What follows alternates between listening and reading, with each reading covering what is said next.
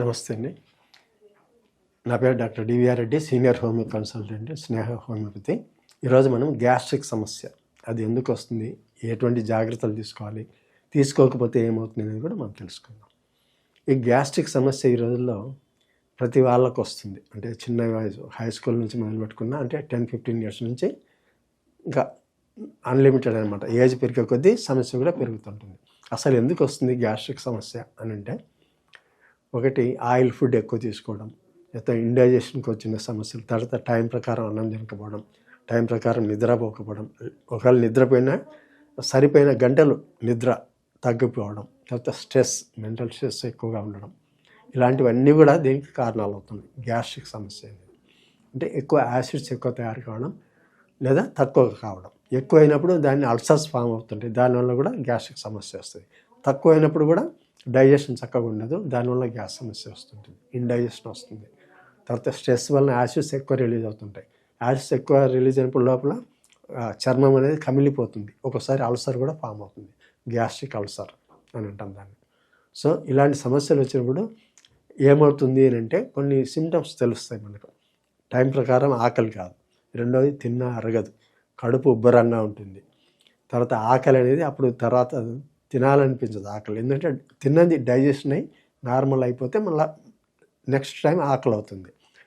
First తిన్నదే అరగడం లేదు అని అంటే సెకండ్ టైం ఆకలి కాదు, తినాలనిపించదు, కడుపు కూడా ఉబ్బరంగా అయిపోతుంది. దానివల్ల ఒకసారి చెస్ట్ పెయిన్ వచ్చినట్లు కూడా అనిపిస్తుంటుంది. ఎందుకంటే ఒక ఫుట్బాల్కు గాలి కొడితే ఎట్లుంటుంది, ఫుల్ టైట్ అయిపోతుంది అనమాట. అట్లా కడుపు కూడా గ్యాస్తో నిండిపోయి ప్రతి చుట్టుపక్కల ఉండే అవయవాల పైన పడుతుంది. అంటే ఏముంటాయి అక్కడ, లంగ్స్ ఉంటాయి పైన, దాని పక్కన గుండె ఉంటుంది, ఇంకా కింద ఒక సైడు లివర్ ఉంటుంది, ఇంకా కింద కిడ్నీస్ ఉంటాయి.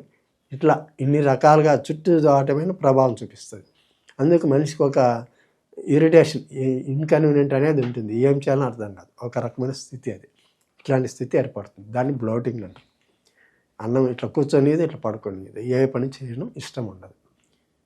సో ఇలాంటి సమస్యల నుంచి మనం బయటపడాలంటే మనం తీసుకున్న ఆహారంలో శ్రద్ధ పెట్టాలి, కొంచెమే తినాలి.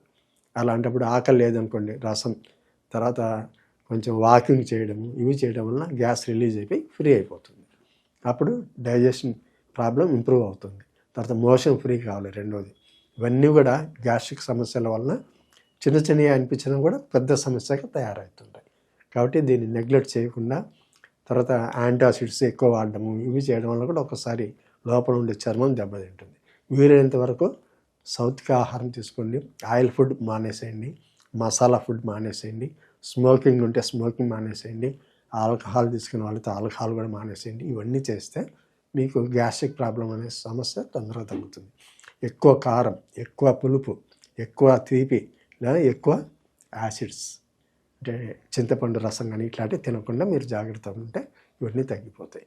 మరి ఇంట్లో మీరు ఏం చేయాలి వెంటనే అనుకుంటే, మీరు జీలకర్ర, వాము, ఇవి రెండు కూడా దంచి పౌడర్ ఒక 1/2 కప్ వాటర్లో బాయిల్ చేసైనా తీసుకోవచ్చు, లేదా మామూలు వాటర్లో కలిపి తీసుకుంటే సమస్య అనేది తాత్కాలికంగా రిలీఫ్ వస్తుంది. మీకు ఇది చిన్న చిట్కా ఫాలో కండి, ఎమర్జెన్సీలో మీకు ఉపయోగపడుతుంది.